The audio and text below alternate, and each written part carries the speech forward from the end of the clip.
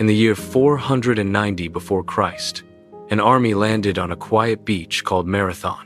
But this was not just any army. This was the hammer of the Persian Empire, one of the largest and most sophisticated military forces the world had yet seen. A juggernaut that answered to one man, the King of Kings, Darius the Great. Their mission was brutally simple. They were to punish the city of Athens for its defiance, march 26 miles to its gates, and bring it to heel. Standing in their way was a small army of citizen soldiers, outnumbered at least 2 to 1. By all logic, they were doomed. Their city should have become just another conquest in the annals of the Persian Empire. But that is not what happened. Instead, the Athenians inflicted one of the most stunning defeats in military history. A victory so complete it would help shape the course of Western civilization. So, how did they pull it off? How does a tiny fledgling democracy stand up to an empire? Well, the answer is not simple. It is a story of a burning grudge, of 2 completely different ways of waging war, and ultimately, a tale of catastrophic Persian mistakes, exploited by one of the most brilliant and audacious gambles ever taken on a battlefield. This is the story of why Persia fell at Marathon.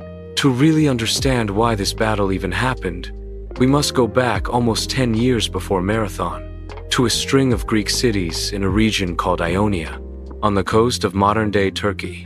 For about 50 years, these cities had been under Persian rule, and while the Persians were often tolerant administrators, they still ruled through local tyrants. They demanded taxes and tribute, a system that never sat right with the fiercely independent Greeks. In 499 before Christ, that resentment finally exploded, led by a man named Aristagoras, the tyrant of Miltiades. The Ionian cities rose up in open revolt, but Aristagoras was no fool. He knew he could not take on the Persian Empire alone. So he sailed across the Aegean Sea to mainland Greece, desperate for allies. First, he went to Sparta, the greatest military power in Greece. He rolled out a map, tempting them with the vast riches of the Persian Empire. But the Spartans were a cautious, inward-looking people. When they heard a march to the Persian capital would take 3 months, they said no. It was just too far from home. Dejected, Aristagoras tried his luck in Athens. He used a different tactic here. He did not appeal to their greed, but to their family ties, reminding them that Miltiades was an old Athenian colony. He was also speaking to a city buzzing with a radical new idea. Just a few years earlier, Athens had thrown out its own tyrant and created a democracy. The thought of freeing their Greek brothers from a similar fate struck a chord. Athens agreed to help, sending 20 warships, joined by 5 from the city of Eretria. In 498 before Christ, this combined force marched on Sardis, the regional Persian capital. They caught the governor, Artaphernes, completely by surprise, took the lower city, and in the chaos, a fire started. It accidentally burned down much of the city, including a sacred temple. For the Greeks, it was a huge symbolic win, but it did not last. A Persian army caught them on the retreat and crushed them. The Athenians, seeing things were going south, pulled their ships out and went home, leaving the Ionians to their fate. By 494 before Christ, the revolt was over, and Miltiades was destroyed. But for King Darius, this was far from over. The involvement of Athens and Eretria, and especially the torching of Sardis, was an insult he could not forgive. An attack on one of his capitals by an outside power demanded a response. The ancient historian Herodotus tells a fantastic story about Darius's rage. The king supposedly shot an arrow into the sky, asking his god to grant him revenge on the Athenians. He then ordered a servant to stand before him at every single meal and say 3 words: "Master, remember the Athenians." This was not just about expanding his empire anymore. This was personal. The stage was set for an invasion, to make a terrifying example of the little city that had dared to poke the bear. In the summer of 490 before Christ, Darius's revenge fleet set sail. 600 ships, commanded by Darius, a veteran admiral, and Artaphernes, the king's own nephew. Their first stop was the city of Eretria, which they sacked to punish for its role in the revolt. Then they turned south and landed in a wide, sweeping bay, just 26 miles from Athens, the plain of Marathon. The spot was chosen for a very specific reason. On the advice of Hippias, the old exiled tyrant of Athens, who was now serving the Persians, Marathon was flat and open, perfect for the Persians' ace in the hole, their cavalry. The army that came ashore was a spectacle of imperial might. While ancient numbers are often inflated, modern historians figure it was about 25,000 infantry and around 1,000 horsemen. This was a sophisticated combined arms force. Their strategy was simple. First, archers would shower the enemy with arrows to break their spirit and formation. Then, the feared Persian cavalry would charge the weakened and disorganized lines, shattering them completely. Finally, the infantry would move in to clean up the mess. The foot soldiers were a diverse bunch, from all corners of the empire, armed with short spears and daggers, and protected by large wicker shields, light and mobile. But as we will see, that would be a fatal flaw. When word of the landing hit Athens, you can imagine the panic. The city scrambled every man it could. This was not a professional army, but an army of citizens, farmers, potters, and merchants who were expected to defend their home. To be a hoplite, you had to buy your own gear, your panoply. We are talking a bronze breastplate, shin guards, and that iconic Corinthian helmet. That covered most of your face. Your main weapon was a 9-foot spear called a dory, with a short sword for close work. But the most important piece of gear was the shield, the aspis. It was huge, round, and made of wood covered in bronze. A revolutionary grip system let a soldier carry its heavy weight on his forearm and shoulder. The aspis was not just for you. It was designed to protect the man standing next to you. This created the phalanx. Men stood shoulder to shoulder, 8 ranks deep, creating a solid wall of bronze and wood, with a forest of iron spears bristling from its front. It was a human battering ram, built on discipline and trust, and designed for one thing: to smash into an enemy line in brutal face-to-face combat. The Athenian army had about 9,000 of these hoplites. They were joined by their only allies, the small city of Plataea, who sent every soldier they had, about 1,000 men, an act of loyalty Athens would never forget. Still, the Greeks were outnumbered at least 2 to 1, and the one army they really needed was not there, a runner. Philippides had made an incredible 150-mile, 2-day journey to Sparta to beg for help. The Spartans promised they would come, but not yet. They were in the middle of a sacred festival, where fighting was forbidden. They would march after the full moon, but that was days away. At Marathon, the Athenians were on their own. On the other side stood the Persian force, a spectacle of imperial might. 25,000 infantry, 1,000 horsemen. Their strategy was deadly efficient. Archers first, showering arrows to weaken the foe, breaking spirit and formation. Then cavalry charged, shattering the disorganized lines. Infantry followed to finish the job. The Persian foot soldiers were diverse, from every corner of the empire, armed with short spears, daggers, and large wicker shields. Light armor for mobility, perfect for hit-and-run tactics, but vulnerable in close quarters. Against heavy bronze and iron, the Persians held the plain, ideal for their cavalry, a weapon the Greeks lacked entirely. The Athenians faced a nightmare, outnumbered, outmaneuvered, without Spartan aid. Their phalanx was a beast in melee, but slow, exposed on flanks. Cavalry could circle and destroy. Archers could rain death from afar. Yet in this mismatch lay opportunity. The Persians' light gear, their reliance on range, would prove fatal. If the Greeks could close the gap. The Greek army marched to Marathon and set up a smart defensive position in the hills, blocking the roads to Athens. From there, they could look down on the massive Persian camp by the sea. For days, nothing happened. It was a tense standoff, and both sides were waiting, but for very different reasons. The Persian commanders, Darius and Artaphernes, felt they had the upper hand. They controlled the open plain, perfect for their cavalry. They probably figured the Athenians would either have to attack them on that plain, a suicidal move, or just sit there, while Persian agents tried to stir up rebellion inside Athens.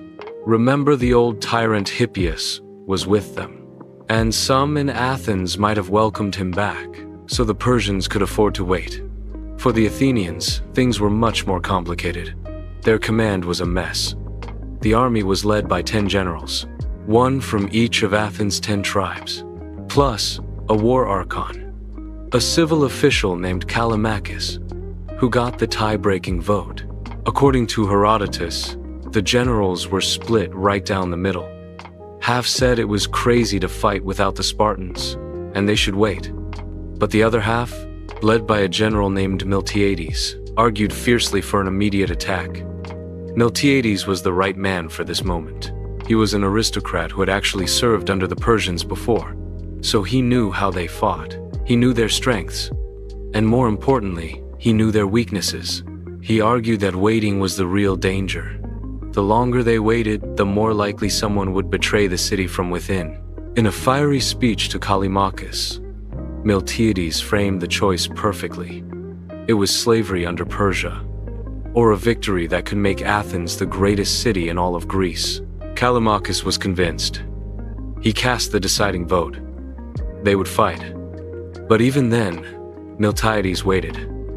The other generals who sided with him gave him their command days, making him the effective commander-in-chief. He was looking for the perfect moment, because he had one massive problem to solve. The Persian cavalry. The phalanx was a beast, but it was slow and vulnerable to being hit from the sides and rear. Exactly what cavalry was for. Attacking the Persian archers and cavalry on an open plain was a death sentence. Then the opportunity Miltiades was praying for arrived. For reasons historians still debate today, the Persian cavalry was gone from the battlefield. Maybe they had been loaded back onto the ships for a surprise attack on Athens by sea. Maybe they had been led off to find water. Whatever the reason, Miltiades' scouts brought the news. The horses were away. This was the critical Persian blunder. The one weapon that could have guaranteed their victory was gone. Miltiades knew he would never get a better chance. As dawn broke, he gave the order to advance. Miltiades' plan was more than bold. It was downright radical. A normal Greek phalanx was the same depth all the way across, usually 8 men deep. But Miltiades knew the Persians put their best troops in the center, the native Persians, and fierce Saka warriors. To counter this, and to make sure his smaller army was not simply wrapped around and enveloped, he stretched his line to match the Persian front. But to do that, he had to make a terrifying choice. He thinned out his center, leaving some ranks only 4 men deep. He took the men he saved and packed them onto his flanks. The right flank with himself and Callimachus, and the left flank with the entire Plataean army, were now incredibly strong. It was a brilliant trap. He was offering the Persians a weak-looking center, practically inviting their elite troops to charge forward.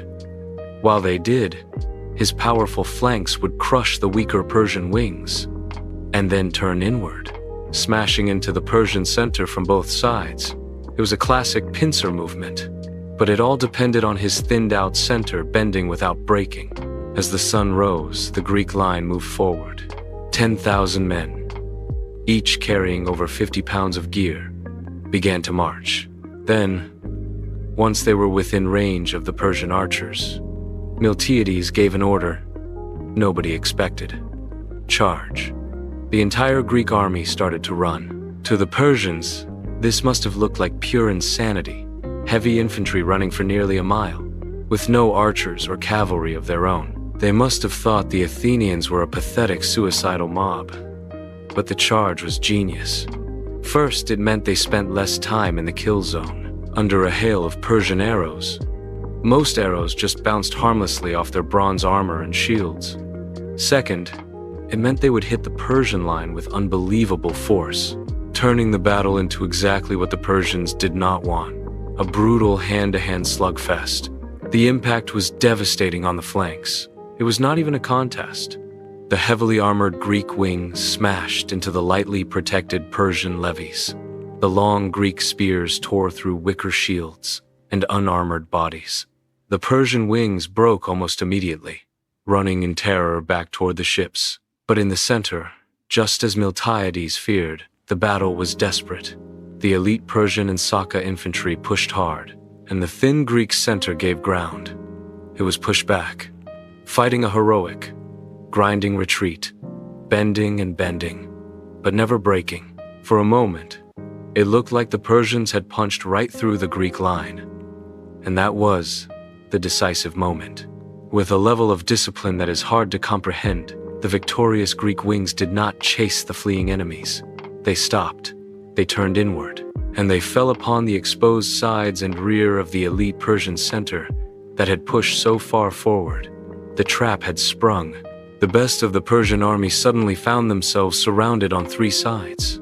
The men who thought they were winning were now being attacked from everywhere at once. Order dissolved into chaos.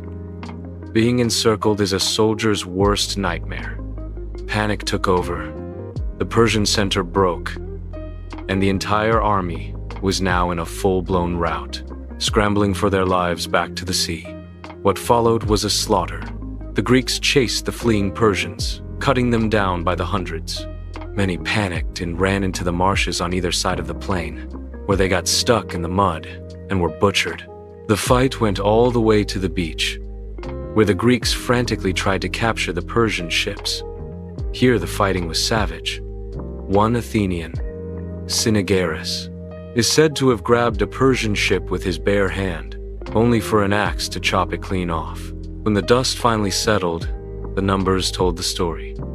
The Greeks captured 7 ships. On the field lay the bodies of around 6,400 Persians. The Athenians lost only 192 men. The Plataeans just 11. The Athenian dead, including the brave Callimachus, who cast the deciding vote, were given the ultimate honor. They were buried together in a memorial mound on the battlefield itself. Heroes, forever. But even with this incredible victory, the danger was not over. The rest of the Persian fleet was not sailing home. It was rounding the tip of Attica, making a mad dash for the city of Athens itself, which was now completely undefended. The Persian cavalry that had been missing from the battle was almost certainly on those ships, ready to support an attack, maybe even link up with traitors inside the city. The exhausted Greek soldiers had to perform one last miracle, leaving a small force to guard the battlefield. The rest of the army immediately began a forced march back to Athens. After running a mile in armor, fighting a brutal battle, and chasing down an army, they now had to cover 26 miles as fast as humanly possible. They arrived just as the Persian fleet appeared off the coast. When the Persians saw the same army that had just annihilated them, now lined up, ready to fight again, they knew they had lost. They hesitated for a moment, then turned their ships toward Asia. The invasion was over. Athens was safe. The Battle of Marathon was so much more than a military victory. It was a defining moment. It shattered the myth that the Persian Empire was invincible. For the first time, it proved they could be beaten, giving a jolt of confidence to all of Greece. That would be crucial for the next invasion 10 years later. For Athens, the victory was a validation of their entire way of life. It proved that a state of free citizens, fighting for their homes, could defeat a mighty empire. The victory ignited the self-belief that would help fuel Athens' golden age, a period of art, philosophy, and culture that laid the foundations of the Western world. The memory of that day lives on in the marathon race, inspired by the legend of the messenger Phidippides. But the true legacy of marathon is not just a 26.2-mile run. It is the enduring idea that a small group of determined people fighting for their freedom can, with courage, discipline, and a brilliant plan, face down impossible odds and change the course of history forever. In the annals of epic history, Marathon stands as a beacon, a testament to the power of unity against tyranny. It echoes through time, reminding us that from the ashes of near defeat can rise the flames of eternal glory. The hoplites of Athens did not just save their city, they forged a legacy that inspires warriors, thinkers, and dreamers to this day. If you love stories of incredible underdogs, of brilliant risks, and battlefield genius, make sure you subscribe and hit the notification bell, because we explore tales of history's greatest gambles every single week. The Battle of Marathon teaches us that courage can defy empires, that free men united can forge destiny. Join us on Epic History Chronicles for more journeys through time, where myths meet reality and legends are born. Subscribe now and let the Chronicles continue.